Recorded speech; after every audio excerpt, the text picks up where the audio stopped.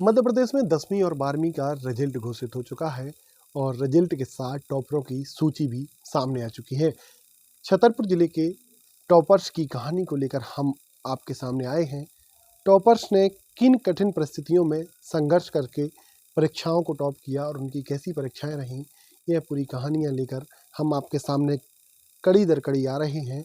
और इस कड़ी के अगले क्रम में हम आ पहुँचे हैं छतरपुर जिले के एक ऐसे स्टूडेंट के पास जिनके पिता मजदूर हैं और उन्होंने मजदूरी करके अपने बच्चों को पढ़ाया और पढ़ाई करने के बाद बच्चे ने जब टॉप किया तो पिता का सिर गर्व से ऊंचा हो गया। इस वक्त हम रमेश प्रजापति के यहाँ मौजूद हैं। उनके घर की स्थिति हम आपको दिखाने का प्रयास कर रहे हैं। ये खप्पर छपे हुए हैं और ये रमेश प्रजापति का घर है और हम यहाँ आए हैं और इनसे बातचीत करेंगे। रमेश हमारे साथ हैं और उनसे पूरी बातचीत करेंगे किस प्रकार से उन्होंने पढ़ाई की और किस प्रकार से संघर्ष करके इस सफलता को पाया है।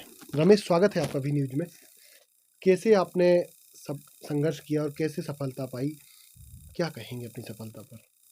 सर, मैं सबसे पहले तो इसका श्रेय ईश्वर को देना चाहूँगा और टीचरों ने भी मुझको बहुत सपोर्ट किया है। उन्होंने पूरा सिलेबस कंप्लीट कराकर अच्छे से टेस्ट लिए और रिवीजन करवाया, जिसके बावजूद मैं यहाँ तक पहुँच सका हूँ। क्या लगता है लगातार सफलता कैसी पढ़ाई रही? क्या रूटीन रहता था जब पढ़ाई करते थे?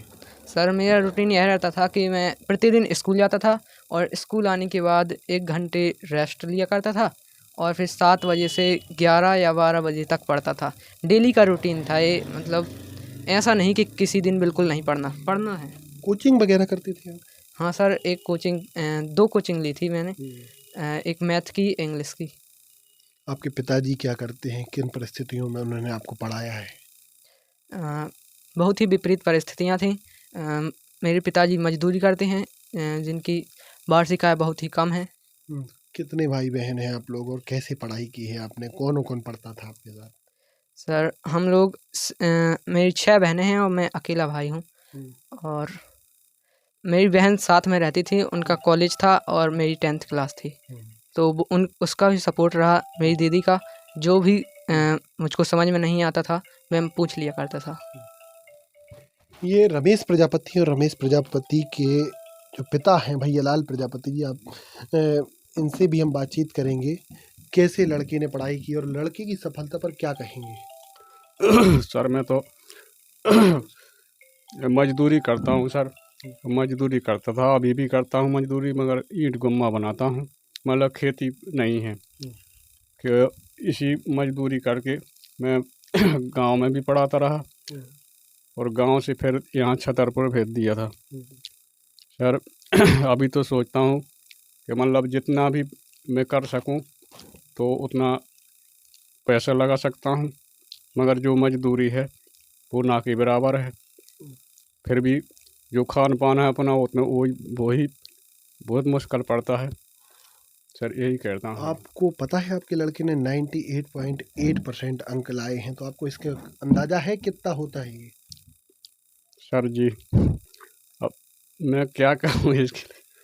ये पिता है जिनकी खुशी शब्दों में बयान नहीं हो सकती। लगातार मजदूरी और बच्चों की पढ़ाई के लिए संघर्ष करते एक पिता की कहानी। और ये रमेश प्रजापति जिन्होंने अपनी 10वीं बोर्ड की परीक्षा में 98.8 अंक लाकर वाकई सफलता का परचम लहरा दिया।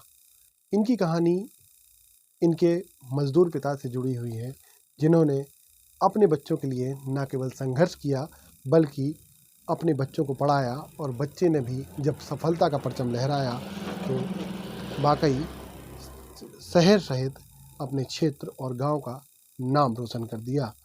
सहयोगी अनिल कुशवाहा के साथ प्रिंस भरभूजा, वी न्यूज, छतरपुर।